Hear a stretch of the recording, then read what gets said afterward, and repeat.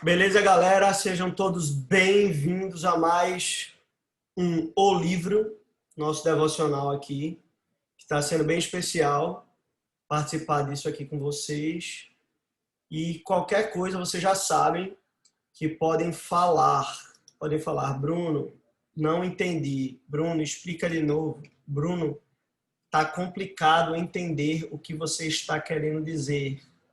Explica de novo. A gente quer Pode entender. deixar, lindeza.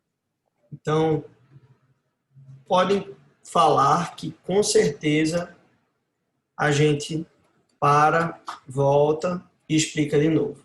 Beleza? Deixa eu só ajeitar aqui essa parte aqui, que não tá no lugar certo, para não ficar vendo vocês. Beleza? Ok? Só Ok. fixar o meu vídeo aqui. E agora a gente começa. Beleza, galera. Para quem está vindo pela primeira vez, bem-vindos. A série tem 4 episódios, esse é o terceiro. Cada episódio tem duração de 1h30, então a gente vai começar de 8h15, beleza? Tem 1h30, pode ser que eu acabe antes, mas nunca depois, não vou acabar depois, com certeza. 3, serão enviadas 2 mensagens, que foi o que eu enviei por lista de transmissão. Qualquer pessoa pode participar, manda no Instagram da Toca, ou fala com a liderança. Caso a aula acabe no meio, é só vocês comentarem que acabou e clicarem no link de novo, certo? Mas provavelmente não vai acabar porque esse link aqui é especial de uma conta que a gente tem no Zoom paga, beleza? Para que serve a série? Para ensinar a ler a Bíblia de maneira produtiva, dar ferramentas para boa leitura, apresentar os métodos de leitura, diferenciar estudo devocional, como aplicar o texto à vida pessoal. E são 4 episódios. O primeiro é a Bíblia, sobre o livro, que a gente falou sobre o que é a Bíblia, de onde ela veio, como foi dada a inspiração dela, como os livros foram escolhidos, porque a Bíblia católica é diferente da Bíblia cristã, evangélica, protestante, enfim, a gente falou muito do livro. Depois na última aula a gente falou como ler a Bíblia, foi bem massa e foi bem prático. Hoje a gente vai entender como a gente estuda a Bíblia. E na próxima aula a gente vai ver a parte prática, como aplicar a Bíblia na nossa vida. Então, o primeiro foi a Bíblia, o segundo a Bíblia para conhecer, o terceiro de hoje a Bíblia para saber e o último a Bíblia para viver. Beleza? Então, hoje é a Bíblia para saber, estudando as Escrituras. Então, hoje a aula vai ser bem teórica. Então, tentem prestar atenção, beleza? A primeira aula foi teórica, a segunda é prática, a terceira é teórica e a quarta é prática. Então, hoje a aula é mais teórica, então provavelmente vocês vão ter dúvida. Então, perguntem, beleza? Não tem problema perguntar, ok? Caso a gente não, caso deu tempo, a gente acaba a aula e continua essa aula em outro momento. Não vai deixar de ter 4 episódios, só vai ter mais dias, certo? Todo mundo entendeu? Sim, sim. Beleza. Então, Sim, bora lá. querido. Valeu, bora embora. A Bíblia para saber, estudando as Escrituras. Episódio 3. Vamos lá. Primeiro a gente precisa entender a importância de estudo bíblico. Lembra que a gente viu na primeira aula que existe uma diferença de devocional para estudo. Devocional, o fim é pessoal. O fim é para que você se relacione com Deus. O fim é relacional. Ah, Bruno, a gente não pode estudar a Bíblia de forma relacional? Pode, mas o fim do estudar é saber. O fim da devoção é amar. É diferente, certo? Você estuda porque ama e não ama porque estuda, certo? Você estuda porque ama, certo? Então, eu estudo, por exemplo, estudo matemática porque eu amo matemática, certo? Então, não é o contrário. Então, a gente estuda a Bíblia porque a gente ama Jesus. E para amar Jesus, a gente precisa fazer devocional, certo? Então, o devocional não é a mesma coisa que estudar a Bíblia. Estudar a Bíblia é importante, ela gera em nós algo espiritual, gera em nós algo relacional, mas o estudo bíblico acadêmico, ele é feito para saber. E o devocional para conhecer. Então, conhecer e saber tem uma distinção, certo? Eu posso falar conhecer no intuito do saber, mas aqui eu estou fazendo uma distinção diferente. Conhecer a pessoa é uma coisa, conhecer sobre a pessoa é outra. Então, não sei se você lembra do exemplo que eu dei. Eu posso conhecer Duda, certo? Minha namorada, minha noiva, eu posso conhecer Duda, porque eu sei o que ela gosta, o que ela não gosta, o que faz ela feliz, o que não faz. Eu olho para o rosto dela e percebo quando ela está feliz, quando ela está triste. Eu reconheço ela porque eu conheço ela. Mas eu posso saber coisas sobre Duda. Vocês podem saber coisas sobre Duda. Saber que ela é minha namorada, minha noiva. Saber que ela é morena. Saber que ela faz psicologia. Isso é saber. Mas conhecer é algo relacional, é algo profundo. Mas o estudo bíblico é mais que necessário para a vida do cristão. Porque, inclusive, a Bíblia ela nos incentiva a dar razão da nossa fé. Ou seja, não adianta só crer. Eu preciso saber no que eu creio. Eu preciso me relacionar com o que eu creio, mas eu também preciso saber o que eu creio. Para que quando alguém chegue na gente e pergunte assim, por que tu crê nisso? A gente saiba responder o porquê a gente acredita naquilo ali. Não adianta só eu dizer que creio. Eu preciso saber por que creio. Beleza, pessoal? Todo mundo está entendendo? Simbora. Vamos ler aqui junto. A importância do estudo bíblico. Sabemos que só temos uma Bíblia hoje em mãos. Porque homens que só temos uma Bíblia hoje em mãos, sabemos que só temos uma Bíblia hoje em mãos, porque homens e mulheres na história deram suas vidas para que esse acesso fosse realmente possível. Então, se você tem esse livro aqui na sua mão hoje, é porque alguém morreu para você ter. Você só tem acesso a esse livro porque homens e mulheres deram suas vidas, saíram da zona de conforto para que você pudesse abrir essa Bíblia e estudar. Na Reforma Protestante, o panorama, o contexto da Reforma, a Igreja Católica era muito, muito, muito ignorante na época. E eles não permitiam o acesso à Bíblia. A Bíblia era escrita em Vulgata, certo? Que a Bíblia é escrita em latim. E só quem tinha acesso à Bíblia eram os clérigos, ou seja, os religiosos, que exerciam alguma função religiosa. E o povo não tinha acesso às escrituras sagradas. Todo o Império Romano Católico não dava acesso aos seus fiéis das escrituras. E a Reforma Protestante, vários reformadores se levantam. Na verdade, a Reforma Protestante não começa na Reforma, ela começa na pré-Reforma, com vários homens que estão indignados, se levantam e dizem isso está errado, tem que liberar. Até porque nessa mesma época também estava se levantando o Iluminismo, que é exatamente essa vertente filosófica que diz que a razão precisa ser priorizada, a razão precisa ser colocada em pauta, não é a verdade vem da razão. Então a igreja ela limitava o conhecimento, queimava livros científicos e não permitia que os homens tivessem acesso à verdade, não só da verdade científica, mas também da verdade religiosa.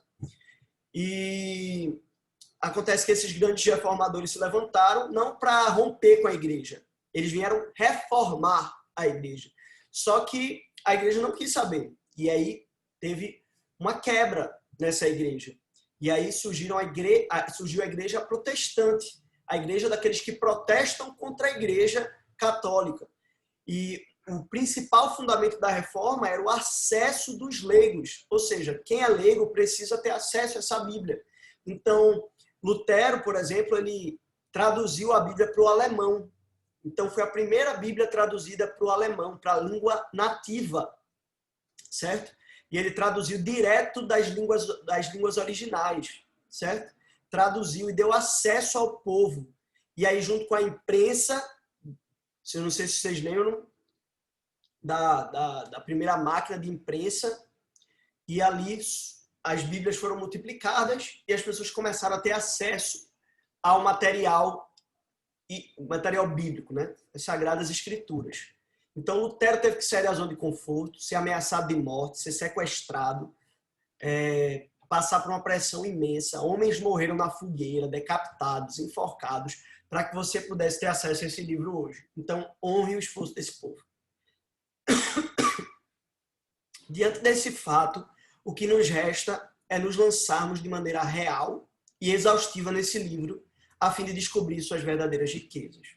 Então, vamos nos lançar de maneira exaustiva, certo? Vamos lá. Sabemos que o Espírito Santo é o único que pode tornar as verdades do Evangelho vivas em nossos corações. Só o Espírito Santo pode fazer isso. Um ateu pode ler a Bíblia e não mudar nada nele. Só se o Espírito Santo fizer algo nele. Apenas através dele, do Espírito Santo, pecadores se arrependem de seus pecados e são reconciliados com Deus. Qualquer pessoa que acesse o conteúdo das Escrituras experimenta do poder transformador da graça de Deus. Qualquer pessoa que experimenta o conteúdo das Escrituras, que acessa esse conteúdo crendo que é a palavra de Deus, ele acessa o poder transformador do Evangelho. Não importa a classe, cor, religião, povo, nacionalidade, língua ou mesmo costumes e ética e moral, esse Evangelho é completamente acessível e de possível interpretação para qualquer ser humano. Então, qualquer pessoa que pegar essa Bíblia e ler, vai fazer sentido para ela. De qualquer lugar do mundo, de qualquer classe, de qualquer cor, religião, povo, nacionalidade, ética e moral, língua, costumes. Então, como diria Preto no Branco, não importa qual a sua cor, se o sangue que ele derramou foi por todos nós na cruz. Foi por todos nós, todo mundo tem acesso à Bíblia, não importa a cor, não importa a religião, não importa nada, todos temos acesso, todos conseguimos entender o projeto de Deus para a nossa história ao abrirmos esse livro. Contudo, existem riquezas do texto bíblico que apenas com um profundo estudo exegético e hermenêutico serão compreendidas e devidamente apreciadas. Essas riquezas. Então, somente com o estudo exegético e hermenêutico, a gente vai compreender devidamente essas riquezas. Certo? Bruno, o que é exegético e o que é hermenêutico? A gente vai falar mais na frente. Tá bom? É nesse momento que se faz necessário apresentar a teologia, uma ciência humana específica que tem a tarefa de desenvolver o conhecimento tangível a respeito de Deus, ou seja, aquilo que ele nos deu a conhecer. O que é tangível é o que eu posso tocar, certo? O intangível é o que não dá para tocar. O tangível é o que eu posso tocar, certo? Então, a teologia, ela estuda aquilo que Deus deu a conhecer. O que Deus não deu a conhecer, eu não posso estudar, porque ele não deu a conhecer. Mas o que é tangível a respeito de Deus, eu posso estudar. Essa é a tarefa da teologia. Logia significa estudo e teo significa Deus, ou deuses. Então, teologia é o estudo de Deus. Ok? Então, teologia, a palavra vem do grego teologia, derivada de theos, que significa Deus.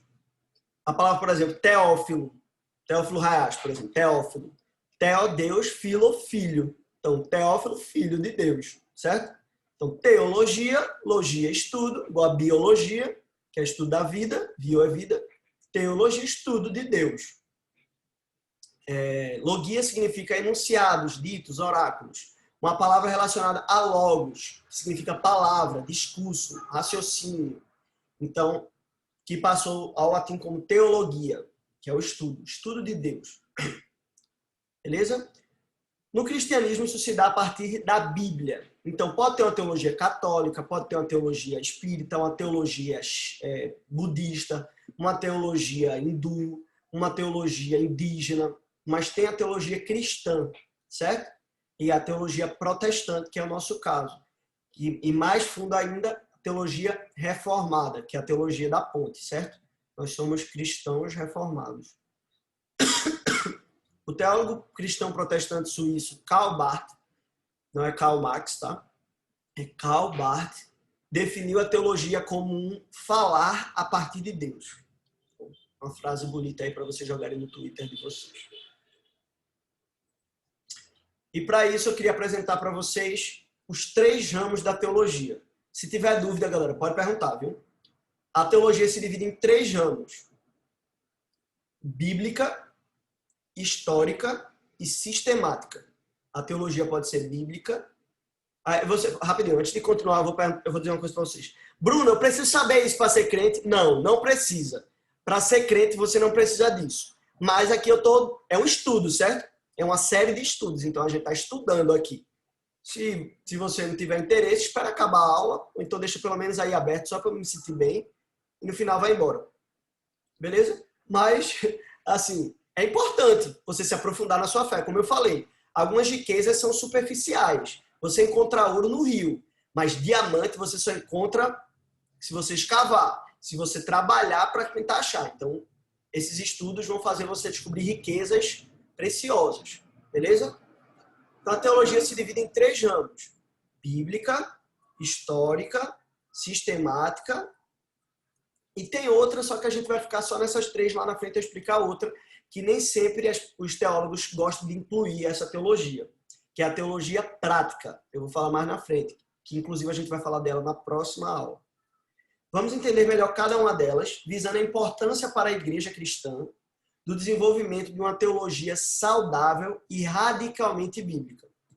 Agora, pessoal, eu queria passar para vocês um vídeo, certo? Então, eu vou passar esse vídeo aqui para vocês, mas eu vou compartilhar o som do computador. Eu espero que vocês escutem. Caso vocês não estejam escutando, é só falar, tá certo? Vocês estão me ouvindo? Sim, tá tranquilo. Caso vocês não escutem o vídeo, caso vocês não escutem, vocês falam, tá bom? Tá bom? Vamos lá.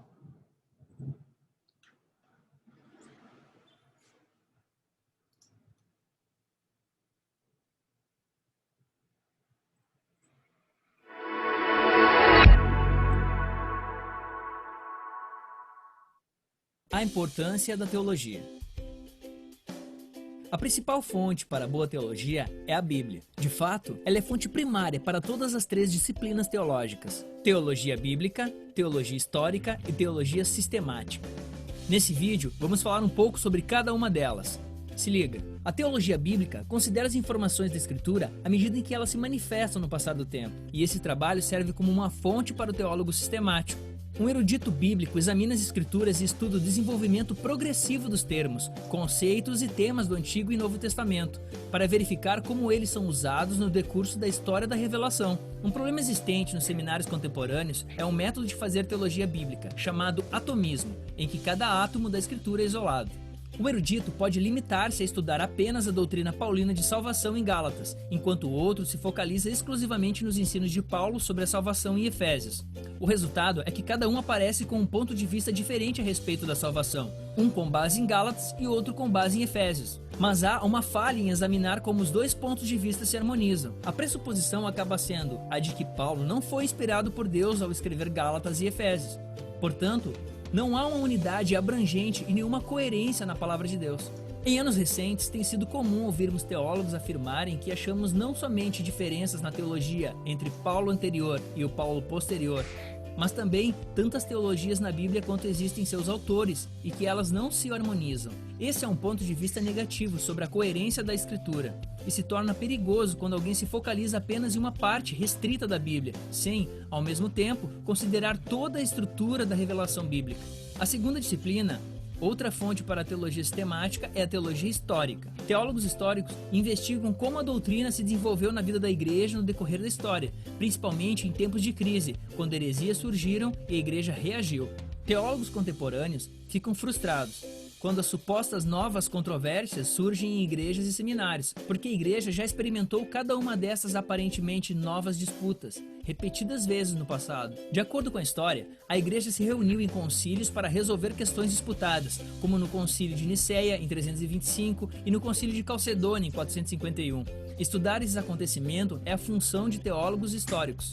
A terceira disciplina é a teologia sistemática. O trabalho dos teólogos sistemáticos consiste em examinar a fonte das informações bíblicas, as fontes dos desenvolvimentos históricos que surgiram por meio de controvérsias e concílios eclesiásticos, seus credos e confissões subsequentes. bem como o discernimento dos grandes pensadores com os quais a igreja foi abençoada no passar dos séculos. O Novo Testamento nos diz que, em sua graça, Deus concedeu mestres à igreja. Efésios 4, do 11 ao 12. Nem todos são mestres tão perspicazes como Agostinho, Martim Lutero, João Calvino, Jonathan Edwards. Esses homens não têm autoridade apostólica, mas a pura magnitude da sua pesquisa e a profundidade de seu entendimento beneficia a igreja em toda a época. Os teólogos sistemáticos não estudam somente a Bíblia, os credos e as confissões da igreja, mas também o discernimento dos principais mestres, que Deus outorgou no decorrer da história. Eles examinam todas as informações, bíblicas, históricas e sistemáticas, e as apresentam juntas. A questão real diz respeito ao valor de todo esse estudo. Muitas pessoas acreditam que o estudo teológico tem pouco valor. Elas dizem: eu não preciso de teologia, preciso apenas conhecer Jesus. Mas a teologia é inevitável para todo cristão. É nossa tentativa para entendermos a verdade que Deus nos revelou, algo que todo cristão faz. Portanto, a questão não é se vamos nos engajar em teologia, mas se nossa teologia é correta ou incorreta. É importante estudarmos e aprendermos, porque Deus fez grande esforço para se revelar ao seu povo. Ele nos deu um livro, e não deve ficar quieto numa prateleira, mas deve ser lido, examinado, meditado, estudado e principalmente entendido. Esse vídeo é uma parceria entre Voltemos ao Evangelho e a Pictobíblia. Que Deus te abençoe e até a próxima.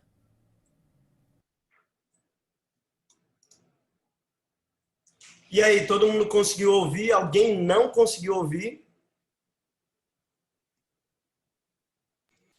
Aqui eu consegui. Todo mundo comentou que estava ouvindo, mas Alex disse que não ouviu. Acho que deve ter sido algum problema no áudio dele. Marinha também disse que não ouviu. Entendi. Clarinha, tu não conseguiu ouvir, não?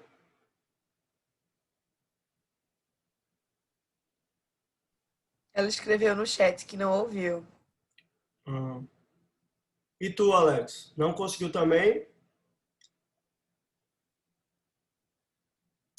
Beleza. Eu vou fazer assim. Depois eu vou encaminhar esse vídeo para vocês, tá bom? E vocês vão ter o acesso também a essa aula no YouTube. Tá ok? Então, vocês escutaram e gostaram do vídeo? O que é que vocês acharam? Alguém quer comentar alguma coisa? Foi legal o vídeo? Foi fácil de entender? Eu achei bem explicativo, né? eu achei muito bom. Só vou ver de novo depois, Eu achei porque bem legal, é assim, meio rapidinho. pincelagem todinha, dá uma explicação. Ele é bem legalzinho de entender, né? Ele é bem fácil, assim, ele vai desenhando, aí você cria simpatia ao vídeo, né? É bem legal. Mas ele divide em 3 áreas, né? Bíblica, histórica e sistemática. Ele explica que a construção de cada uma, e a gente vai falar sobre isso aqui. Ele explicou de uma forma mais simples, eu vou tentar aprofundar mais. Eu estou estudando isso na faculdade, por isso que eu vou falar disso de uma forma mais acadêmica, certo? Porque, inclusive, a minha nota acabou de chegar aqui, ó, no meu celular. Tirei 9.3, desculpa. É isso aí. Então, vamos lá. Teologia bíblica é uma teologia... Então, vamos ver as 3, certo? 3 vertentes, 3 ramos da teologia. Então, o primeiro é a teologia bíblica. Então, a teologia bíblica é a teologia centrada na uniformidade da história bíblica. No texto bíblico contado, uma única história, certo? A teologia bíblica ela é centrada na uniformidade da história bíblica, é como se fosse uma história só. É como se a Bíblia de Gênesis e Apocalipse estivesse contando uma única história, inclusive baseado naquele livro, Drama das Escrituras. Aliás, esse livro, Drama das Escrituras, se baseia nessa teologia, certo? Uma teologia bíblica, que vê a história da Bíblia como uma história só. Não são várias histórias deslocadas. Não é uma teologia para cada livro. É uma teologia só, uma história só, que eu posso observar a teologia de cada livro, mas eu não posso dizer que não existe uma teologia que conecta todas. Então, a teologia bíblica é a teologia que conecta todas as formas que foram relatadas, os pontos de vista, as formas de ver Deus de cada livro, de cada texto, de cada abordagem, de cada contexto. Mas todas elas se encaixam dentro de uma teologia bíblica, uma teologia que conta a história bíblica como uma única história. Analisando a autorrevelação de Deus no tempo, no espaço e o contexto, eu botei consteto, mas é contexto, no espaço e contexto bíblico, a fim de revelar seu interesse particular para o mundo. Então, o que é que ele vai fazer? Contar tudo como se fosse uma história só, mostrando que nós temos um Deus que se auto-revela, ou seja, um Deus que se auto-mostra, um Deus que se auto-revela, que mostra para a gente quem ele é, no tempo, considerando o tempo, o espaço, o contexto, a fim de revelar o interesse particular dele para a gente e para o mundo, certo? De mostrar o seu interesse em nós e na sociedade, e nas pessoas do resto do mundo. Então, essa é a teologia bíblica. Então, esse livro conta a história de redenção do mundo, de como o mundo precisa de Deus e como Deus vai, como uma prova de amor sincero, vivo, extravagante, resgatar o mundo, certo? Então, esse livro é uma história de amor, é uma única história de Gênesis e Apocalipse. E a grande pergunta é, onde nós nos encaixamos nessa história? A gente vai falar disso na próxima aula.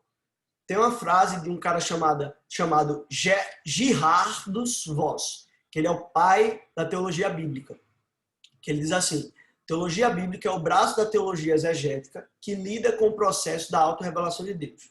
Bruno, que é exegética? Para entender. Beleza. Exegese é o estudo da palavra no seu significado contextual e original, certo? Então, quando eu uso exegese, é extrair, tornar externo, certo? Quando eu falo assim, externo, tem essa partícula que vem no início, esse prefixo, né? Exe é retirar, tornar externo, e o gético significa gênese, origem, raiz, certo? Exegese, tornar externo, retirar a origem. Então, a tarefa da exegese é nos dar o significado original das palavras, certo? Dentro do contexto que elas foram escritas, que ela foi escrita. Então, a teologia bíblica é o braço dessa teologia que estuda essas palavras, que lida com o processo da autorrevelação de Deus. Então, o que é que a Bíblia queria falar com aquelas palavras, naquele contexto, para aquelas pessoas? Então, a teologia bíblica se encarrega desse estudo, certo? É uma teologia centrada no texto, ok? A teologia bíblica é a teologia centrada na própria Escritura e no processo de Deus se revelar. Ou seja, essa teologia se alicerça sobre seus próprios escritos através de uns... E aí, Liguinho? Tá treinando? Não, tô na live. Tô na live. Tchau, tchau. Ou seja, essa teologia se alicerça sobre seus próprios escritos através de um estudo exegético profundo. Ou seja, onde está o sentido das palavras? Com que intenção o autor escreveu determinado texto? E como atribuir significado com fidelidade nos dias de hoje? Só para a gente entender melhor tudo isso que eu falei. Essa teologia se alicerça sobre o próprio texto, através de um estudo, para entender qual o contexto da que a palavra foi escrita, quem é o autor, qual língua foi usada, por quê, e onde está o sentido. E aqui é importante entender a diferença de sentido e significado. Vou falar isso mais na frente. Sentido é a intenção do autor ao escrever. E significado é o que eu dou para o texto, certo? Então, sentido é o que o autor quis escrever e significado é o que o leitor atribui para o texto, certo? Então, bora lá. E com que intenção o autor escreveu determinado texto para atribuir, e a gente, então a função é a gente lê qual foi a intenção do autor ao escrever o texto, e o significado é a gente ler o que a gente pode aprender com o texto para os dias de hoje de forma fiel. Porque eu posso olhar para o texto, considerar o que o autor quis falar, mas para atribuir significado para a minha vida nos dias de hoje, eu tenho que fazer outro processo. Tem o sentido do autor e o significado do leitor. Então, eu tenho que ser fiel ao que ele escreveu, mas adaptando para a realidade dos meus dias. Certo? Então, bora lá. Qualquer dúvida pode falar. Ou se quiserem acrescentar alguma coisa, também pode, tá, pessoal? Quero acrescentar, Bruno. Achei legal isso que tu falou. Beleza? Nesse contexto, pode me interromper, não precisa nem pedir. Nesse contexto, precisamos perceber que a Escritura foi moldada a fim de revelar uma única história. Embora exista uma forma de abordagem de Paulo, não se trata de uma teologia distinta, mas uma teologia dentro do contexto bíblico. Ou seja, a teologia de Paulo não é uma teologia diferente da teologia bíblica. A teologia de Paulo está imersa no conteúdo bíblico, certo? Dentro da teologia bíblica está o conteúdo de Paulo. E não é teologia bíblica é uma, teologia de Paulo é outra. Não. É só a mesma coisa. Cada autor constrói sua abordagem teológica, mas todas elas estão em uniformidade, ou seja, elas são uniformes, elas são padrão, elas seguem um padrão, certo? E devem ser lidas e interpretadas dentro do contexto da história integral. Ou seja, eu não tenho que ler Paulo olhando para o contexto só de Paulo, não, eu tenho que ler Paulo entendendo o Antigo Testamento. Eu tenho que ler o Velho entendendo o Novo. Porque as histórias se conectam. Eu preciso que tudo faça sentido. Então, eu não posso ler isso só pensando nisso. Eu tenho que ler isso à luz do resto. Caso contrário, caímos no perigo da incoerência. Logo, fazemos um questionamento da inerrância e da infalibilidade da Escritura. Porque se a gente faz assim, vou estudar Paulo só por Paulo, vou estudar Judas só por Judas, se a gente estudar só isso, sem olhar para o resto, a gente vai começar a desacreditar na própria Bíblia. A gente vai dizer que ela está falhando, que está errado, que tem uma coisa errada. Beleza? Então eu tenho que ler a Bíblia no contexto geral. Ora, é necessário saber que todo o contexto bíblico, apesar de distinto, é conectado. E toda a narrativa bíblica revela o mesmo Deus. O Deus de Esté é o mesmo Deus de Isaías, que é o mesmo Deus de Marcos, que é o mesmo Deus de Paulo, e é o mesmo Deus de João. Todos eles são o mesmo Deus, se manifestando de diferentes maneiras, com diferentes propósitos, para alcançar o mesmo fim. Então, são diferentes propósitos, diferentes maneiras de se revelar, mas todas para o mesmo fim, conectadas. Ok? Alguma dúvida sobre teologia bíblica?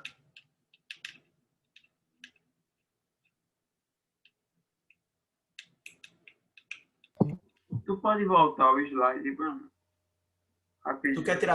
Tu quer tirar print, cara? Não, eu vou só ler o último fragmento.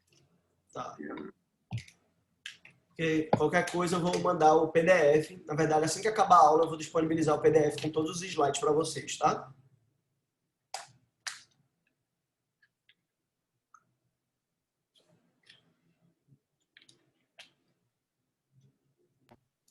Então, teologia bíblica é basicamente considerar que a Bíblia é uma só história e dentro dela tem uma teologia única, não várias teologias. Mesmo que tenha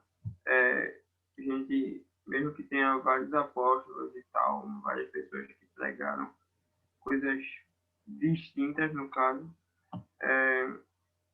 tudo isso é uma só coisa, uma só teologia, e a gente tem que interpretar Isso. Porque, por exemplo, alguém pode dizer assim, Tiago escreveu que a salvação não é só pela fé, por obras também. Aí eu pego, mas Paulo disse que é só pela fé. Então, são teologias diferentes ou são a mesma teologia? São teologias no sentido de abordagem diferente, mas elas falam a mesma coisa. Só que eu não tenho que ler Tiago à luz de Tiago. Eu tenho que ler Tiago à luz de Paulo. E tenho que ler Paulo à luz de Tiago. À luz do contexto bíblico inteiro. Eu tenho que entender que Tiago está dizendo isso para a realidade da igreja para quem ele escreveu, que é a igreja de Jerusalém. Eu tenho que entender que, por exemplo, Paulo escreveu as coisas que ele escreveu porque ele precisava alcançar aquele determinado povo, aquele entendimento. E se você for ler Romanos, a mesma carta que diz que a salvação é só pela fé, ela fala muito de obras também. Então, a gente precisa entender tudo à luz do todo, certo? E a Bíblia é uma única história falando do mesmo Deus, com abordagens diferentes, de maneiras diferentes, com propósitos diferentes, para pessoas diferentes, mas elas têm um único fim, certo? Beleza. Mais uma pergunta? Valeu pela sua intervenção, Rogério. Beleza, vamos lá. Agora a gente vai para outra teologia, que é a teologia histórica, certo? A teologia histórica é centrada na narrativa bíblica enquanto documento histórico. Então, esse livro aqui é um livro histórico, certo? Além de ser um livro religioso, um livro de fé, é um importante documento histórico do passado.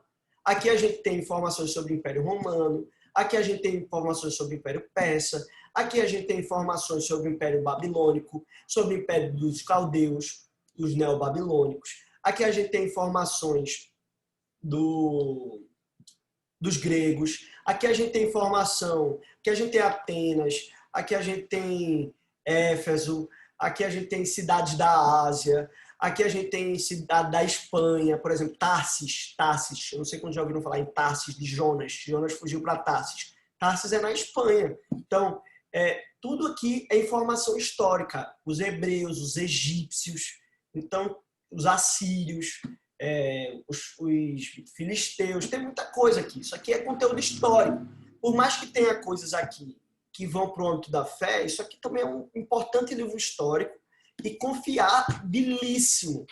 Sempre que alguém disser assim, a Bíblia não é um livro confiável. Pelo contrário, a Bíblia é um livro extremamente confiável, porque passou por séculos e séculos, esse livro ainda está aqui, com sua estrutura mantida, peritos criminais, inclusive quem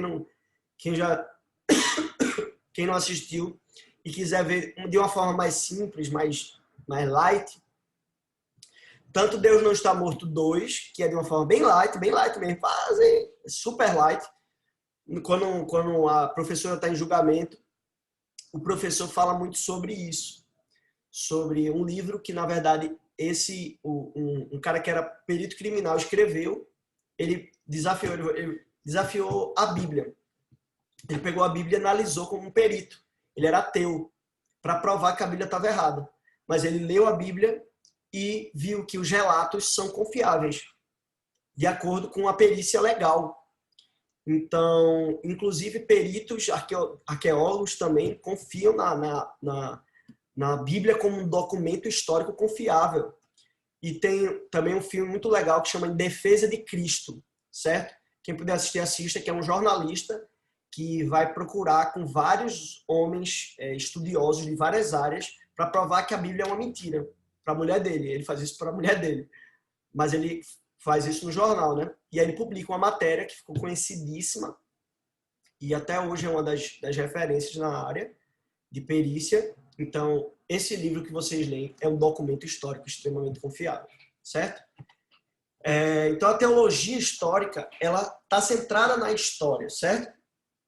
É o estudo da compreensão da divindade de Deus, certo? Da divindade, no contexto da Bíblia, analisando os fatos históricos e, por meio deles, compreendendo o comportamento do povo, dos seus inimigos e de Deus.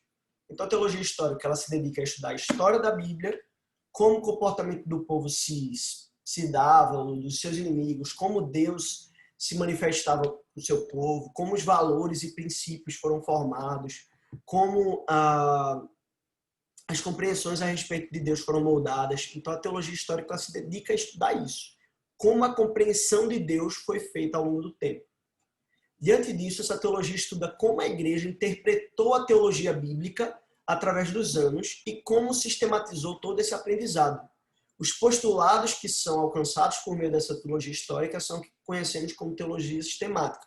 Então, a teologia bíblica, certo? O estudo dessa teologia bíblica gera uma teologia histórica, que é o estudo da história da Bíblia e do desenvolvimento dessa história ao longo dos anos, entre os anos. Eu tenho uma teologia histórica. E a compreensão dessa teologia bíblica dentro da história gera postulados, ou seja, temas de entendimento através dos séculos. Tanto que no videozinho ele fala Lutero, Calvino, Jonathan Edwards, Agostinho, eles falaram sobre esses temas ao longo da história e hoje nós temos postulados, ou seja, temas fixos, entendimentos fixos sobre determinados temas da Bíblia, certo? E esses temas sistematizados, esses temas, a gente conhece como teologia sistemática, certo? Uma teologia sistematizada. É exatamente a compreensão do desenvolvimento da teologia doutrinária, ou seja, sistemática. Então, quando eu entendo a teologia bíblica, que gera uma teologia histórica estudando a Bíblica, que isso gera uma teologia sistemática, ou seja, geram postulados da nossa fé. Ou seja, dentro dessa teologia bíblica existem vários temas que são tratados ao longo da história toda, não de um livro, da história toda. Então, salvação, pecado, enfim, a gente vai falar disso mais na frente. Isso é teologia sistemática. Mas a teologia histórica, ela faz você fazer uma pergunta. A pergunta que a teologia histórica faz você fazer é: por que nós acreditamos nisto ou aquilo? Por que você acredita na Trindade, por exemplo? Por que você acredita na Trindade? Você já parou para fazer essa pergunta? A Bíblia não tem esse termo, Trindade. Por que você acredita nela? De onde veio essa crença? A gente acredita que Jesus é 100% Deus, 100% homem. De onde veio essa crença? Na Bíblia não fala. Então, de onde veio essas coisas que a gente acredita? Quando eu falo que a Bíblia não fala, é que ela não fala expressamente, mas está dentro do texto bíblico. Então, como foi que se chegou a isso? Como chegamos aos pressupostos teológicos que cremos hoje? O que nos levou até aqui? Então, foi uma mistura de tradição e modernidade.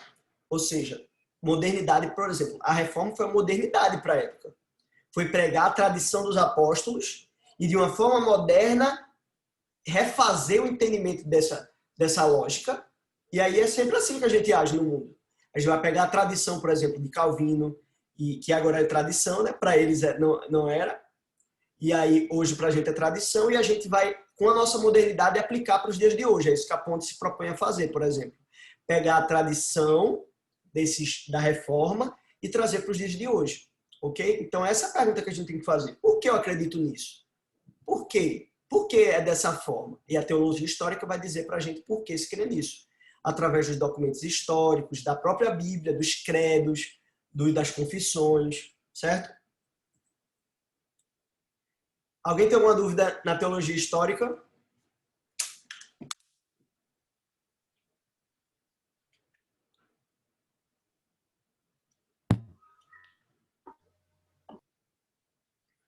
Fale, Rogério. Tá tranquilo. Tenho não. Eu disse que tá tudo certo. Beleza. Então, o que é que a gente viu até agora? Teologia bíblica é a teologia que vê a Bíblia como uma coisa só. Ela está centrada no texto bíblico e no estudo do texto, da teologia do texto bíblico à luz dos escritos como um todo.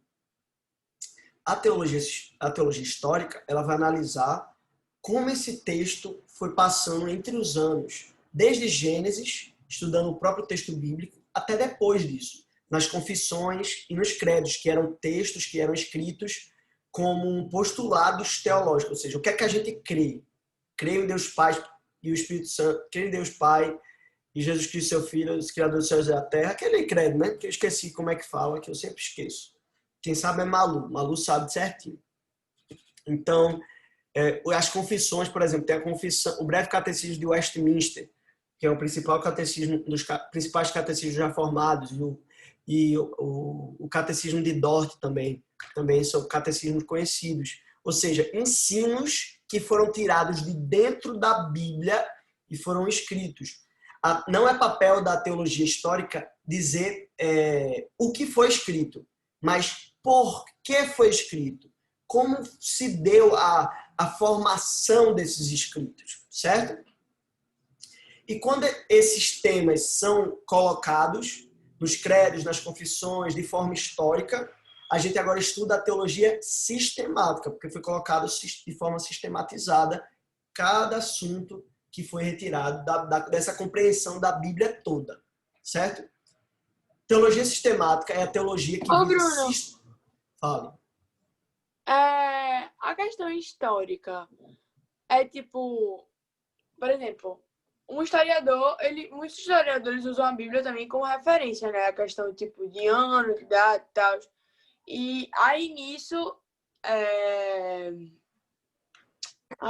eu não consegui completar uma pergunta, mas enfim, vai, continua. Depois a única coisa, as datas também são consideradas, certo? Mas como a Bíblia foi escrita por homens, apesar de ser escrita por Deus também, a gente falou disso na primeira aula, não sei se vocês lembram, mas ela tem o atributo divino e o atributo humano. Então, aquilo que veio da inspiração divina não veio para corrigir o homem nas suas perspectivas humanas, mas nas perspectivas divinas.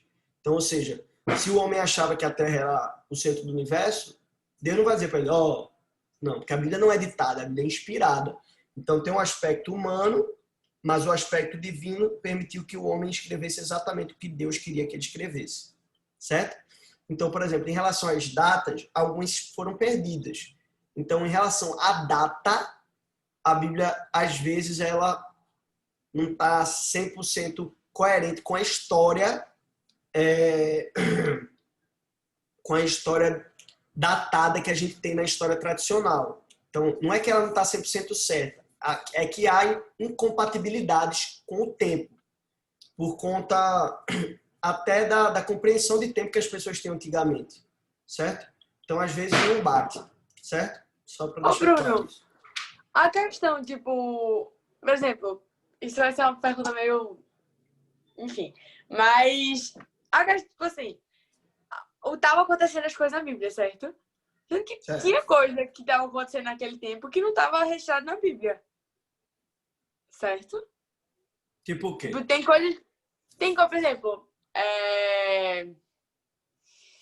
na época de Sodoma e Gomorra, não tava acontecendo só a cidade de Sodoma e Gomorra, ou tinha mais coisa ao redor? Tipo, tinha mais fatos que não foram contados na Bíblia, tipo... Eu não tô sabendo explicar direito o que eu tô querendo perguntar.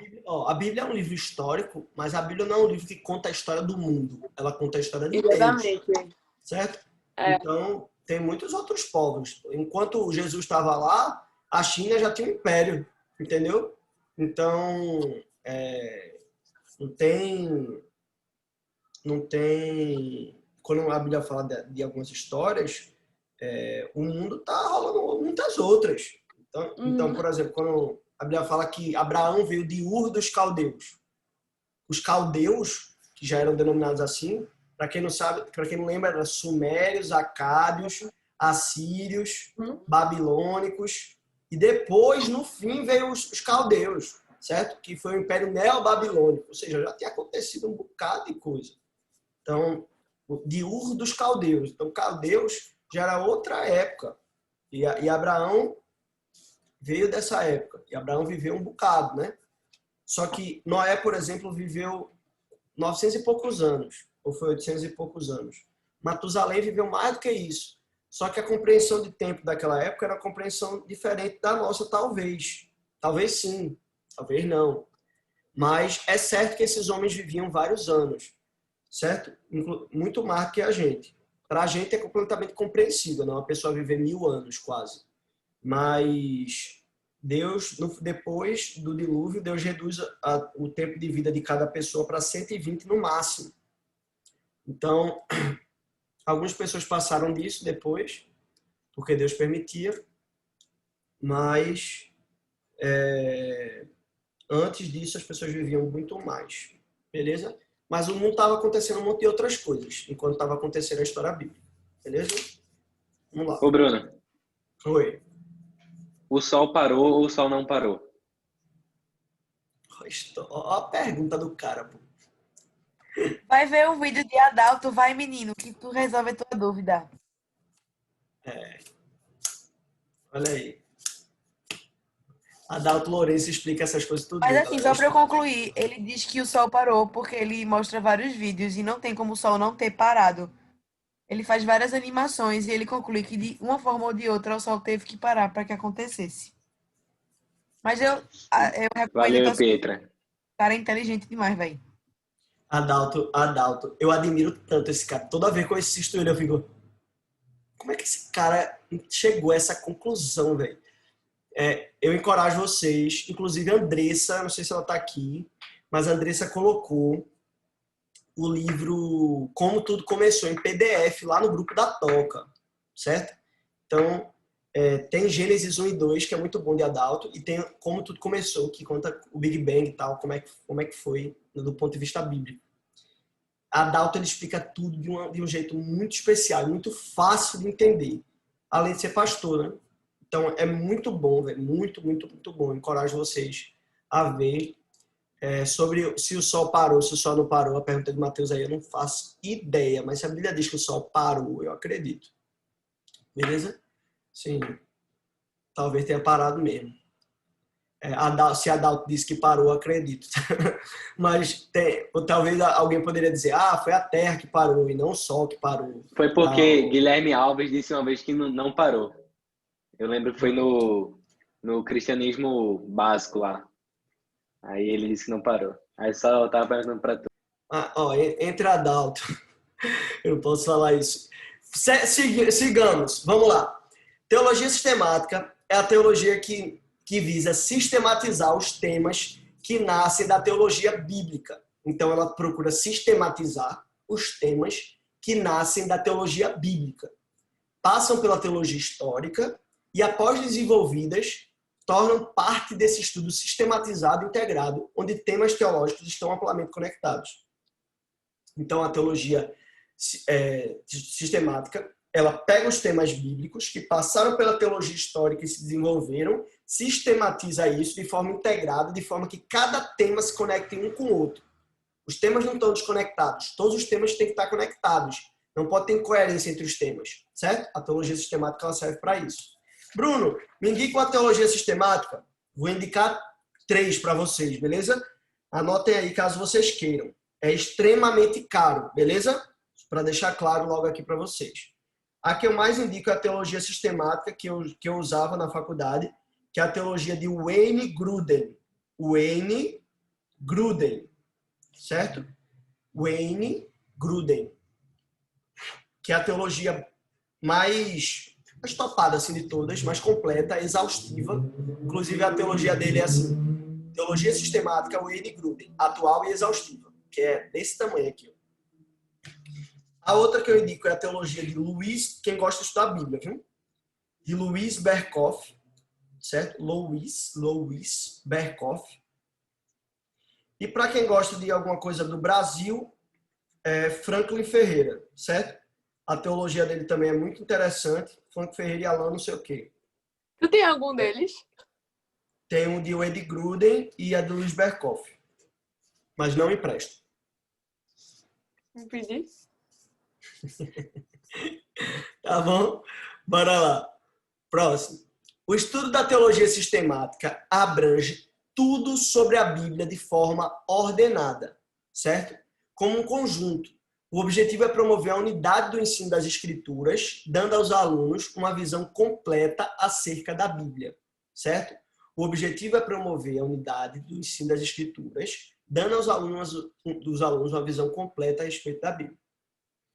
Em outras palavras, a teologia sistemática não foca em um único autor bíblico, como Davi ou Paulo, por exemplo, ou um único tema bíblico, mas sim todo o conselho de Deus. Eu analiso a Bíblia como um todo para tirar, por exemplo, eu posso pegar um tema de Davi, um tema de Paulo, para fundamentar um tema bíblico. Não preciso pegar só Paulo ou só aquele versículo, não. Eu pego vários versículos. Para eu fundamentar um pressuposto teológico, eu tenho que ter pelo menos 3 a 4 versículos bíblicos que me façam sustentar esse tema, certo? Por priorizar o estudo bíblico por completo, a teologia sistemática não permite que um tema ou doutrina das Escrituras, doutrina é ensino, tá? Sempre que vocês lerem doutrina, é ensino. Por priorizar o estudo bíblico por completo, a teologia sistemática não permite que um tema ou doutrina, estudo, das Escrituras seja excluído do campo de estudo. Entenderam aqui? Por priorizar um estudo bíblico completo, a teologia sistemática não permite que um tema ou uma doutrina seja excluída do campo de estudo. É comum alguns grupos de pessoas se interessarem por uma doutrina específica, mas o trabalho da teologia sistemática é considerar todos os conceitos para estudar a Bíblia de maneira organizada. Então, para eu estudar salvação, eu tenho que estudar pecado. Para eu estudar Espírito Santo, eu tenho que estudar Deus. Tudo está conectado, não dá para estudar um só, tem que estudar tudo. A teologia sistemática jamais negligencia qualquer parte da Bíblia, pois tudo nela é essencial para conhecer todos os seus ensinamentos e sua história. Não existe aprender ou pregar uma parte da verdade, mas sim toda a verdade. E é isso que a teologia sistemática busca. Então não tem como você pegar a Bíblia, a teologia sistemática ela não vê uma parte da Bíblia e diz, isso aqui eu não vou acrescentar não. Ela tem que pensar a Bíblia toda e analisar todos os textos bíblicos, certo? Tem que ser toda a verdade. O contexto histórico é relevante para o estudo. Além de abranger todas as escrituras, a teologia sistemática também pode envolver contextos históricos da Bíblia e acontecimentos da igreja para aumentar sua fidelidade no modo de interpretação. Então, é importante a gente analisar o contexto histórico que foi escrito o texto e que foi postulado a interpretação. Então, eu tenho que ver, por exemplo, como foi escrito o texto bíblico e como foi interpretado à luz da teologia histórica, para entender bem a teologia sistemática. Bruno, significa que para eu entender sistemática eu tenho que entender histórica e bíblica? Não necessariamente. Mas é bom que você, se você quer ser um estudioso da Bíblia, é bom que você estude cada vez mais, né? E é aqui que ela se alinha com a teologia histórica. Foi exatamente isso que eu falei. Os temas da teologia sistemática. Vamos lá. Tem geografia bíblica, homilética, que é a arte da pregação, hermenêutica, que é a arte da interpretação, Hermes, lembra? Hermes, das asinhas no pé, pronto, que levava mensagens. Hermenêutica é o estudo de levar a mensagem, certo? Da interpretação. Missiologia, que é o estudo das missões. Heresiologia, estudo das heresias. Bibliologia, estudo da Bíblia. Teontologia. Bruno, qual a diferença de teologia para teontologia? Teologia estuda Deus em geral. Teontologia estuda Deus específico, a pessoa de Deus. Pai, Filho, Espírito. Estuda o Pai, entendeu? Deus. Teontologia. Angelologia. Angelologia. Eu acho super estranha essa palavra. Angelologia. Era melhor ser angelologia, só que aí é uma outra coisa, da ciência. Antropologia teológica, você estudar o homem dentro da perspectiva teológica. Cristologia, já está na cara, né? O que é aquele estudo? Não dá para dizer que cristologia estuda o Pato Donald. Cristologia estuda Cristo, óbvio. Pneumatologia, eu dou um abraço em quem adivinhar o que a pneumatologia estuda sem pesquisar no Google. Pneumonia. Ah, Rogério, tu me surpreende. Não, pô, não. É com pneumatologia, se eu não me A engano. respiração É o estudo dos seres espirituais, pô. Exemplo dos espíritos com o ser humano. Algo do tipo. Porque, se eu não me engano, pneuma, no grego, significa respiração, respirar. Olha aí, olha aí. E o É isso resto aí. é espírito ou influência, algo do tipo. Eu não estou lembrado muito bem, não. Exatamente. Tá me devendo um abraço. É isso aí. Pneu significa pneuma significa ar, respiração, certo? E pneumatologia é o estudo, é a doutrina do Espírito Santo, porque espírito no hebraico significa respiração e no grego pneumo, que significa ar. Então, o espírito é como se fosse o sopro de vida, certo? Por isso que eu não sei quantos já assistiram A Cabana, e o nome do Espírito Santo é Saraiô, né? Saraiô significa sopro de vida. Então, pneumatologia, estudo do Espírito Santo. Aqui eu não estou fazendo propaganda da Cabana, viu? A Cabana é um filme muito relativo, que tem coisas legais, mas é um filme que relativiza muito Deus. Eclesiologia, que é o estudo da igreja. Escatologia, que é o estudo dos fins dos tempos. Soteriologia, que estuda a salvação, certo? Quem nasce em Salvador é o quê, pessoal? Soteropolitano. Quem nasce em Salvador é soteropolitano, que vem dessa palavra. Sotero, salvação em grego, certo? Quem nasce em Salvador é soteropolitano. Então, soteriologia é o estudo da salvação. Demonologia, vocês acham que é o quê? Não é estudo do gado, não, viu? Nem dos cornos. É estudo dos demônios. Amartiologia, beleza. Eu dou 3 abraços em quem me disser qual é o estudo da amartiologia. Sem pesquisar. Se pesquisar, Deus está vendo.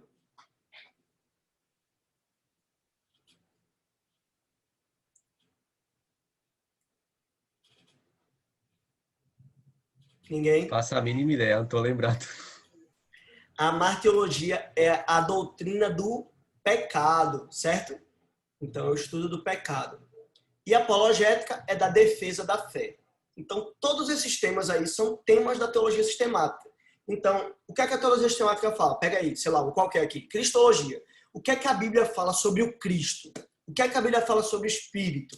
O que é que a Bíblia fala sobre a Bíblia? O que é que a Bíblia fala sobre missões? O que é que a Bíblia fala sobre escatologia? O que é que a Bíblia fala sobre pecado? O que é que a Bíblia fala sobre defesa da fé?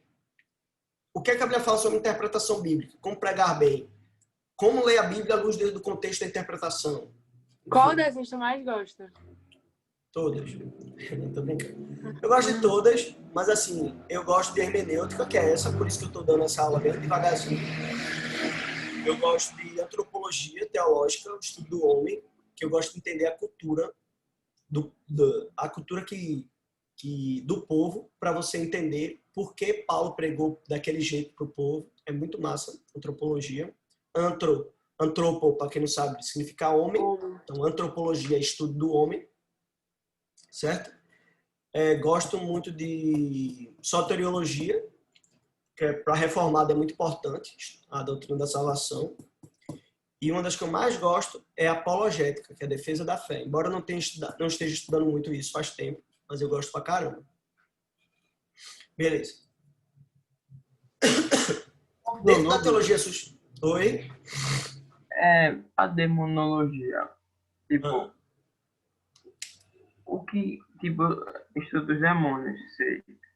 Mas, como, se aprofundando um pouquinho mais nela, como é que tu especificaria ela? Cara, demonologia é o estudo dos demônios. Então, existem vários demônios que se manifestaram na Bíblia, né? Vários.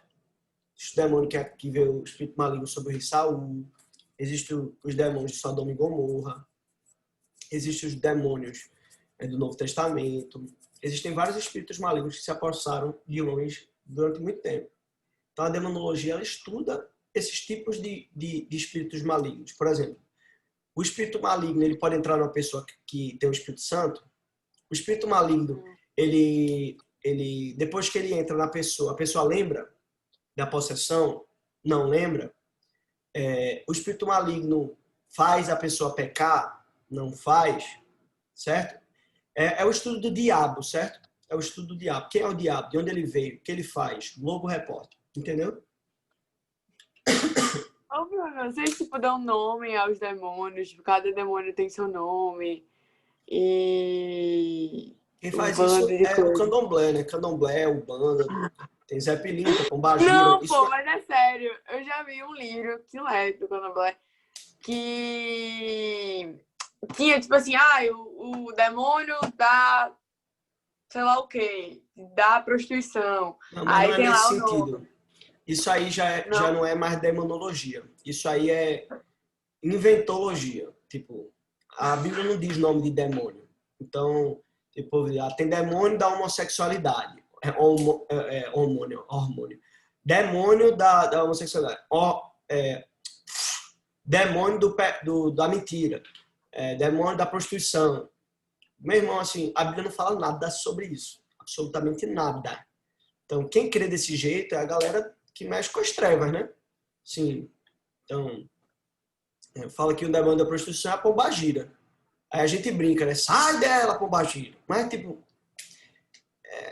é tudo demônio. Eu não quero saber quais são os tipos dele, eu quero saber quem é Jesus e quero me aproximar dele. Eu não gosto dessas coisas de ficar estudando capeta, porque capeta tem que ficar longe da gente. Eu acho que a gente tem que estudar quem é o diabo, só isso. O diabo, saber que ele tem demônios, que ele entra em pessoas, certo? E que existem demônios com funções diferentes, mas eu não preciso saber o nome, como ele se veste, estou nem aí. Só quero longe de mim.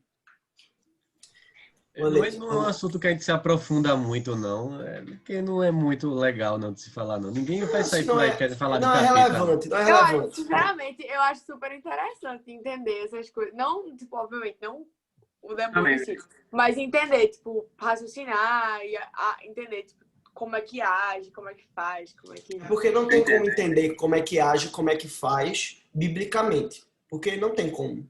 A Bíblia não fala sobre. A gente vai entender com a Umbanda. Então, pô, caramba, que conhecimento. Então, não dá para entender. Então, Bíblia, nosso manual de fé é a Bíblia. Então, a gente vai tentar extrair da Bíblia o que tiver para falar. O que é que eu sei? O inferno existe, o diabo existe, existem demônios, existem legiões de demônios, demônios com funções diferentes. E é importante a gente entender isso, estudar isso na perspectiva bíblica. Mas, assim, estudar como age e tal, eu não gosto muito disso. Eu não acho necessário. Eu acho que o foco do cristão deve ser amar Jesus e espalhar ele. Não espalhar conhecimento de demônio. Imagina você, oi, tudo bem? Quero falar de Jesus para você. Existem 3 tipos de capeta. Capeta número 1, capeta número 2, capeta número 3. Os 3 querem pegar você, eles querem entrar em você. Que se converta, venha para Jesus. Não, ninguém vai fazer isso, sabe? Cartas do Mas diabo. Já vi gente fazendo, viu? Dá nome a Não tem demônio. nada. misericórdia. Vamos lá, seguimos. Dentro da teologia sistemática, compreendemos aspectos filosóficos, históricos, apologéticos e, sobretudo, bíblicos e doutrinários. Os temas, valores e princípios basilares da fé cristã são a verdadeira pauta. Então, a teologia sistemática ela pega os temas básicos da fé, a trindade, salvação, Cristo. Os princípios básicos da nossa fé estão ali na teologia sistemática. Salvação, fé, pecado, igreja, Espírito Santo, Jesus, Deus, defesa da fé, batismo, juízo, condenação, reino de Deus, entre outros. Existe outro ramo que nem sempre é colocado em pauta, além desses 3, que é a teologia prática, que é a praxis teológica, certo? A teologia prática é o ramo da teologia que atua no tornar os aspectos da fé palpável, certo? Palpáveis. Ou seja, na praticidade daquilo que se crê. É quando eu entendo que existe uma teologia bíblica, que se desenvolveu historicamente, que deu origem a uma teologia sistemática, e que agora, o que é que isso muda na minha vida hoje? Aí vem a teologia prática. Isso se manifesta em vários aspectos da atualidade, na atuação da igreja e daquilo que se crê no mundo. Está diretamente relacionado ao arco da cultura aqui da ponte. Como a teologia se manifesta de forma prática, através do serviço, através de relacionamentos e através do diálogo com a cultura, certo? A teologia prática tem um grande poder nos dias de hoje. Grande poder nos dias de hoje.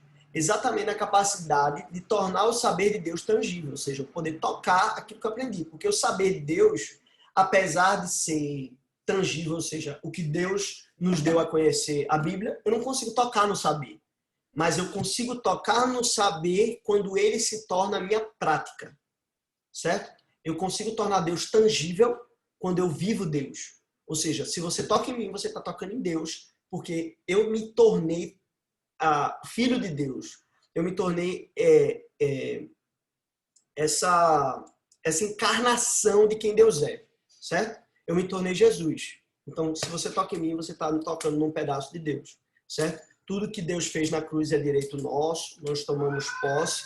Nós não somos Deus, nós não somos maiores que Jesus, maiores que Deus. Nós não é nada desse tipo, não é nada dessa compreensão, feita aquela compreensão que Vitor trouxe naquela pregação lá, de que a gente é Deus ou que a gente é maior que Deus. Em cada um, alô pra galera? Dá tchau. O pessoal tá te vendo. Dá tchau. Oi, pessoal. Tchau. E aí, galera, beleza? Beijo pra vocês. A paz, pastor. Galera, Ele não escutou. sábado todo mundo na Ponte BV ajudando no mutirão, viu? Quem não for, perde a salvação. Aqui, ó, trabalha até essa hora. Bora, Lucas. Beleza, galera? Sábado, viu? Todo mundo no mutirão lá na Ponte BV, aqui na Ponte BV. Relaxa, relaxa.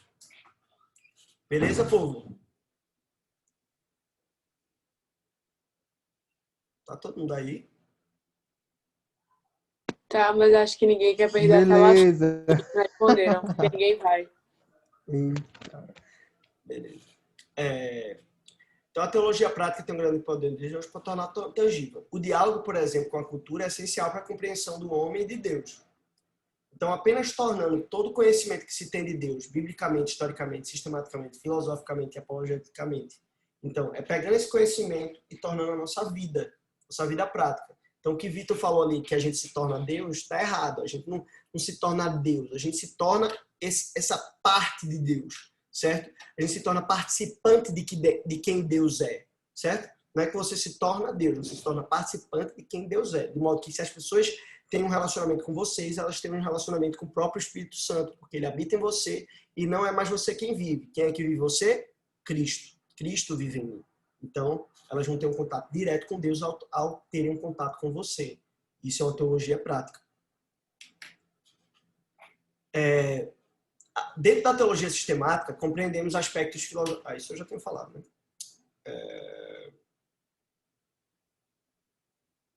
E agora a gente...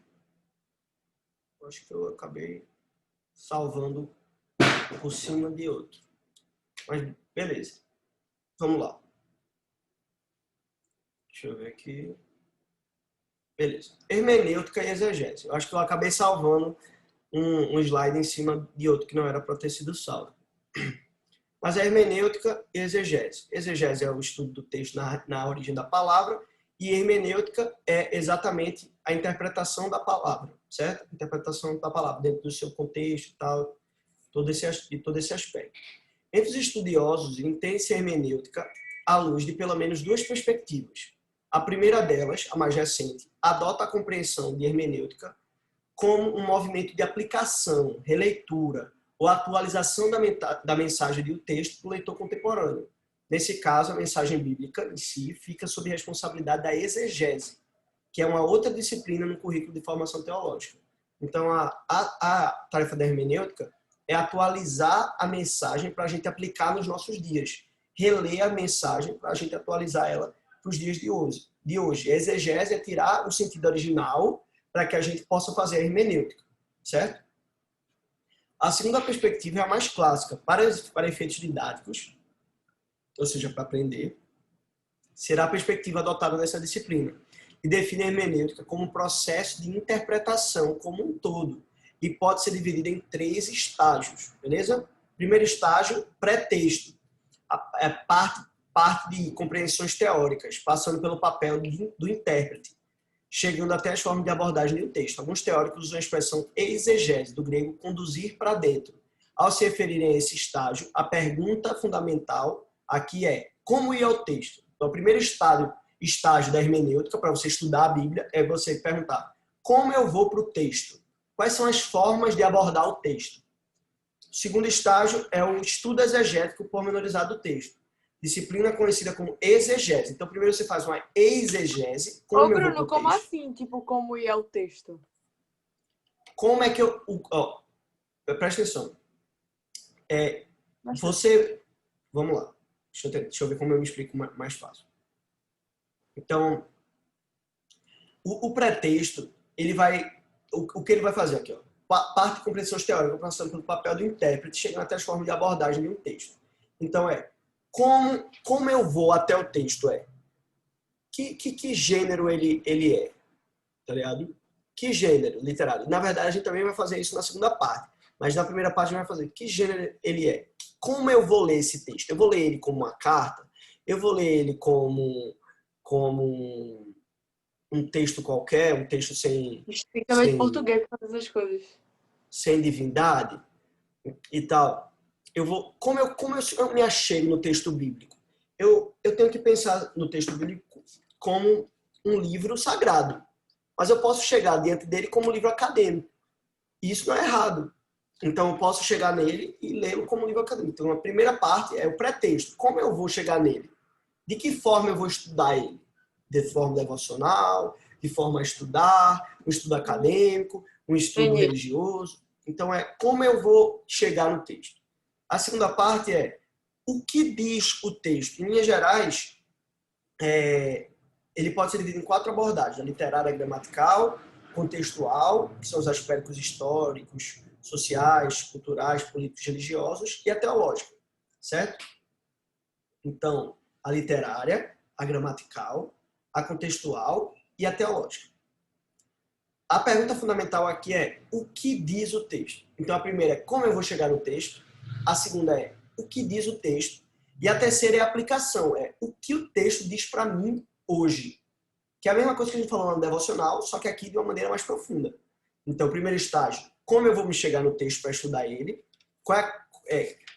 Eu olho para esse texto, eu trato ele como que tipo de texto? Um texto de estudo, um texto informal, um texto formal, um texto sagrado, não sagrado. Então, como é que eu vou me chegar no texto? 2. O que é que o texto diz para mim? Eu vou estudar a parte literária do texto, a parte gramatical do texto, a parte contextual do texto e a parte teológica do texto. Então, aí eu vou estudar o contexto, como foi escrito, para quem foi escrito, como foi escrito, quem escreveu, enfim, todos esses aspectos. E, por último, o que é que ele está dizendo para mim hoje? O que é que esse texto fala com o meu contexto? O que é que esse texto, nesse contexto, fala para o meu contexto nos dias de hoje? Então, hermenêutica e exegese. Hermenêutica é o processo de interpretação como um todo. Então, tem as compreensões teóricas, tem o papel do intérprete e as formas de abordagem do texto. É o primeiro estágio. Então, as compreensões teóricas que eu tenho da Bíblia, que eu sei o que a Bíblia que foi a primeira aula da gente. O papel do intérprete, ou seja, o meu papel de interpretar, ou seja, eu vou pegar essa Bíblia como um livro que tipo de livro eu vou ler. E as formas de abordar. Qual é a abordagem que eu vou fazer nesse livro? A gente vai falar disso daqui a pouco. O segundo estágio é o que diz o texto, a gente vai fazer a exegese para descobrir o significado daquelas palavras. Eu quero ler aquele texto, entender o que ele me diz, de fato. E, por fim, o terceiro estágio é a aplicação e a releitura. O que é que o texto diz para mim? Então, dentro disso, a gente tem uma dupla tarefa hermenêutica, certo? Qual é a dupla tarefa hermenêutica? Ou seja, a dupla tarefa de interpretação. A primeira é atribuir sentido. E a segunda é as possibilidades de interpretação, ou seja, extrair significado, é o que eu tenho falado. Sentido e significado são coisas diferentes. Sentido é a intenção pela qual o autor escreveu e significado é o que eu aprendi para o meu contexto com aquilo que o autor escreveu no contexto dele. Certo? Qual é o significado que isso tem na minha vida hoje? A respeito dessa dupla tarefa, vejamos contribuições que esses caras daí tiveram. Aí eles escreveram assim, ó. O verdadeiro propósito das escrituras não é a explicação, mas a exposição. Não é a descrição, mas é a proclamação. A palavra de Deus fala a cada geração e a relação entre significado, atribuição de sentido, e significado, extração de significado, resume a tarefa hermenêutica. Não basta recriar o significado, atribuição de sentido, o que diz o texto original pretendido em determinada passagem. Precisamos elucidar a significação. Aqui ele mistura as palavras, mas o que ele quis dizer é, não basta simplesmente eu entender o que aquele cara quis falar do sentido original. Eu tenho que entender como isso se aplica para o meu contexto hoje. Não adianta eu entender o que ele falou lá, mas eu tenho que entender como isso se aplica hoje para mim. Beleza? A tarefa de interpretar envolve o estudante e o leitor em dois níveis. Primeiramente, é necessário escutar a palavra, os primeiros leitores, para quem o texto era destinado, ou seja, aquele texto foi escrito num contexto para alguém, certo? Então, é necessário escutar a palavra que eles ouviram, deve procurar e compreender o que foi dito para eles, qual foi a intenção que o autor teve, né? E, em segundo lugar, devemos aprender a ouvir essa mesma palavra no aqui e no agora, ou seja, o que ele diz para nós agora. A dupla tarefa hermenêutica é exatamente isso. A atribuição do sentido dada pelo autor. Qual é o caminho? Por meio da exegese. Você se aproxima do autor, se aproxima do texto, a intenção dele, e o resultado é único. Ele só pode ter falado aquilo. Não tem como eu dizer que ele falou outra coisa. Não. O autor, aí eu faço a exegese, vejo o contexto, para que ele escreveu, quem escreveu, em que realidade. Ele só pode ter falado aquilo, não tem como ter falado duas coisas. É único, porém aproximado, ou seja, a gente nunca consegue entender 100%, mas a gente é único, é aquilo ali, não tem como ser outra coisa. Por mais que tenha algumas coisas que alguém possa verificar diferente, é aquilo. E a extração de significado, que é o que eu dou, o que o leitor dá, o que o intérprete dá. por meio dos resultados da tarefa anterior, ele aproxima aquilo ali à sua própria realidade. E aí é múltiplo, cada um coloca dentro da sua própria realidade. Diante dessa realidade, precisamos entender a importância de interpretar corretamente o texto bíblico, ou seja, ter uma hermenêutica produtiva. Então, eu preciso entender fazer uma boa exegese para ter uma hermenêutica produtiva. Então, não dá para eu aplicar o texto à minha vida se eu não consigo entender o que ele falou para a época dele. Isto porque não é tarefa fácil interpretar as escrituras sagradas devido aos seus distanciamentos. Nos próximos slides vamos entender alguns deles. Quais são esses distanciamentos? Vamos lá. O primeiro é o temporal, tem o texto contextual. Eu vou tentar ir mais rápido, tá, pessoal? Porque falta só 5 minutos para a gente acabar. Então, é o temporal, o contextual, o cultural, o linguístico e o geográfico, certo? Por se tratar do livro humano, esse livro não caiu do céu. Deus não fez assim, ó, e deu pra gente. Não. É um trabalho de vários homens, em vários momentos da história, em línguas diferentes, lugares diferentes e específicos para o seu contexto. Então, a gente precisa interpretar cada um no seu tempo. Primeiro, tem um distanciamento temporal. Foi um livro escrito em cerca de 1.600 anos. Então, as pessoas estavam vivendo em tempos diferentes, contextos diferentes, situações diferentes, em anos diferentes, sobre circunstâncias sociais, políticas, econômicas, religiosas, ideológicas diferentes. Então, não tem como ler a Bíblia sem considerar essas distâncias temporais, certo? 2. A gente tem que considerar as distâncias contextuais. A gente tem que fazer várias perguntas. Que crises eles estavam vivendo? Que desafios eles estavam vivendo? Que demandas comunitárias eles estavam vivendo? Então, a gente tem que recuperar. É uma tarefa árdua fazer isso, porque a gente tem que recorrer à história, mas é boa. Mas existe um distanciamento entre a história, por exemplo, de Caim e Abel e a história de Jesus. O que a Bíblia está escrevendo lá, ele está escrevendo para os primeiros homens do mundo, e aqui ele está escrevendo para Jesus. Super distante. Então tem que entender o distanciamento contextual. A Bíblia é um livro muito grande, escrito em situações muito diferentes. Então, a gente precisa entender, compreender esse distanciamento, que é do tempo e do contexto. Beleza? Para que isso não produza em nós uma indiferença em relação à nossa fé e a gente não entenda nada do que a Bíblia quer falar. Não dá para aplicar o mesmo método para todas as partes da Bíblia. Aí tem o distanciamento cultural, aí é outra parte, por exemplo, o Jesus que vive ali, ele vive uma circunstância de Império Romano, os judeus já tinham passado por praticamente toda a sua formação cultural. Por exemplo, agora, Abraão, não tinha Davi, não tinha a Arca da Aliança na época de Abraão. Então tem uma diferença cultural, tem uma compreensão cultural diferente. Inclusive, a gente tem que entender a culturalidade dos dias de hoje, como a nossa cultura se adapta aos ensinos da cultura de outrora. Por exemplo, a Bíblia fala que a mulher não podia falar na igreja. Olhando para a cultura da gente nos dias de hoje, a mulher pode falar na igreja? Lógico que pode falar na igreja. É lógico, a gente tem que fazer uma releitura daquilo que do que a Bíblia escreveu naquele tempo, certo? Então, a gente tem que perceber esse distanciamento cultural. A gente vai perceber, inclusive, por exemplo, que existia casamento poligâmico, agora é monogâmico. A gente vai perceber que homens podiam casar com mulheres da mesma família, agora não podem mais, isso é incesto. Então, a gente tem que perceber esse distanciamento cultural também para fazer a interpretação. Também tem o distanciamento linguístico, as línguas foram mudando com o passar do tempo, certo? As expressões foram usadas. Lutero, quando foi traduzir a Bíblia, ele traduziu para o alemão, mas ele teve que observar o latim, o grego, o hebraico, ele teve que dar uma aprofundada em tudo para entender. Ele estava dizendo assim, por exemplo, a gente no português tem uma palavra que chama saudade. Não tem mais em nenhuma outra língua essa palavra, saudade. Só tem na nossa. Não sei se vocês sabiam disso. Mas saudade só tem no português, que expressa o sentir falta. Em inglês é I miss you. Eu sinto falta de você. Mas saudade, uma palavra para expressar isso, só o português tem. Mas o alemão, como é que ele vai expressar saudade? Porque saudade envolve amor, envolve afeição e tal, mas eles não têm uma palavra para isso. Então, sentir falta, mas sentir falta de forma amorosa. Então, ele já tem que falar mais. Então, tem um distanciamento linguístico também. E as versões, elas mudam com o passar do tempo. Por exemplo, a Bíblia Viva, ela fala assim, ó, se os homens não se casarem, é bom. Na NVI fala assim, é bom que o homem não toque em mulher alguma.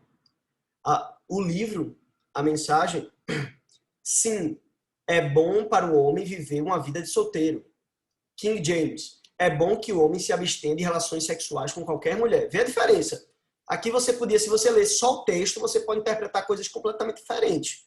Então, qual das traduções você escolheria? Que princípios você ensinaria? Contemos agora com o reforço do texto grego para a gente fazer uma tradução literal do texto. Aí ele traz aqui, ó, tradução literal do grego. Bom o homem, uma mulher, não tocar.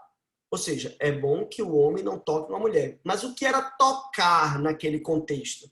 Se optarmos pela tradução literal, devemos concordar que as versões de Jesus atualizada Almeida e NVI e simplesmente indicam o verbo tocar. Todavia, o verbo tocar é classificado por alguns exegetas como um eufemismo, uma figura de linguagem que emprega termos mais agradáveis para suavizar a expressão comum para a relação sexual. Se essa informação procede, isso muda alguma coisa? Que versão você escolheria? Talvez a King James. Mas o que quer dizer das versões da Bíblia Viva e o livro? Veja nesse exercício a complexidade do distanciamento linguístico, o que consistia num contra-argumento indiscutível para a prática de uma boa hermenêutica. Então você pode perceber aqui, velho, 4 versões diferentes, que falam coisas diferentes, mas dentro do original ele está querendo falar tocar, mas eu tenho que suavizar para ser palatável. Mas ele está falando de relação sexual. E por último tem o distanciamento geográfico. Aconteceram em lugares diferentes, em contextos completamente diferentes, certo? O pessoal deu 1h30. Peço... Tá, fale. Pode falar. Fale. Não, vá. Fala. Tá. No outro que falou, eu acho muito interessante esse negócio assim, de tipo linguagem. Eu lembro que há uns 2 anos atrás eu fui para um culto que uma amiga me chamou na Nazarena. E o cara, assim, no culto de jogo, ele começou a falar sobre isso, sobre várias linguagens, formas de que a Bíblia é escrita. Tipo assim, a Bíblia é escrita dessa forma aí que o Bruno botou, tipo, o hebraico, né? Esse é grego, na verdade, não é hebraico. Mas a forma que é escrita realmente, a forma que as traduções fazem e tal, de como se perde, às vezes, algumas coisas na tradução, tem coisa que se perde, tem coisa que não perde. Na hora, eu achei um saco aquele papo, porque eu não entendia direito e o cara tá falando com um bando de jovem. Mas é muito interessante a gente entender que, tipo assim, mesmo que tem esse perda um pouco, às vezes, de sentido, Deus fala com a gente, sabe? Então, tipo, não é só por conta do que tá ali falado, não. Mas Deus, ele ainda age nos nossos corações. Então, ele pode mostrar coisas diferentes para cada pessoa. E eu não sei se parte um pouco desse sentido, tipo, a questão do... Bruno? Pode falar. A questão do... Tipo, de mudar as linguagens, parte um pouco desse sentido, tipo, de cada pessoa entender de uma forma. E do que Deus falou no coração delas, na realidade. Não. Todas as Bíblias, elas partem do ponto de vista ou de copiar uma Bíblia que já foi escrita ou do original, certo? A única Bíblia que não tem esse aspecto é a Bíblia A Mensagem. É uma Bíblia que tenta buscar os originais, mas ela já é uma Bíblia meio interpretada. Ou seja, ela já está meio mastigada para você. A NTLH também está um pouquinho. Mas não deveria. A Bíblia tem que ser vista no sentido original e não no sentido interpretativo. A mensagem, ela facilita o processo porque essas são as interpretações mais comuns que se dão aos textos. Mas o ideal é você olhar para o original. Beleza? Sim. Vamos lá. Então, o geográfico. Então, já deu 1h30, galera. Mas, se eu não me engano, só faltam...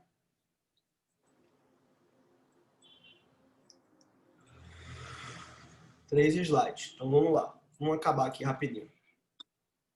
A gente tem 5 lentes de interpretação para o leitor. A lente teológica, doutrinária, da tradição, da experiência pessoal e a sacerdotal. A teológica é fazer um estudo a partir das lentes da teologia. Eu leio a Bíblia a partir da teologia. A segunda é eu ler a Bíblia de acordo com a lente da doutrina, dos ensinos da minha igreja, certo? Do aquilo que a minha igreja ensina. Então, eu pego os ensinos do que sempre foi convencional da igreja falar. Eu posso também ler a Bíblia com as lentes da tradição, ou seja,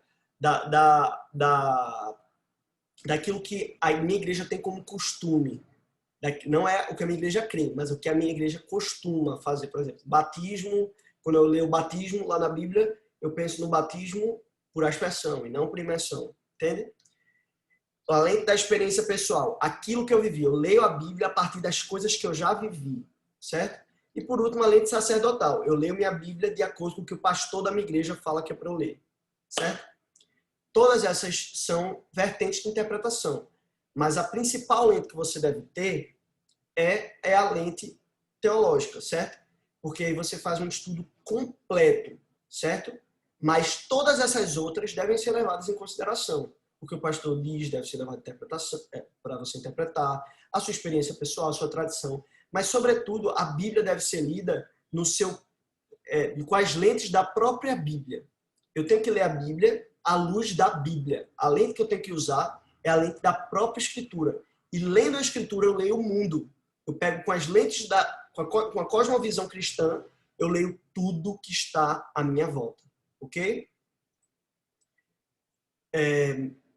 Método indutivo e método sociológico. Essa parte eu vou deixar para a próxima, beleza? Eu termino na próxima aula, porque aqui eu vou ter que falar muito demais. Que essa parte aqui é bem interessante.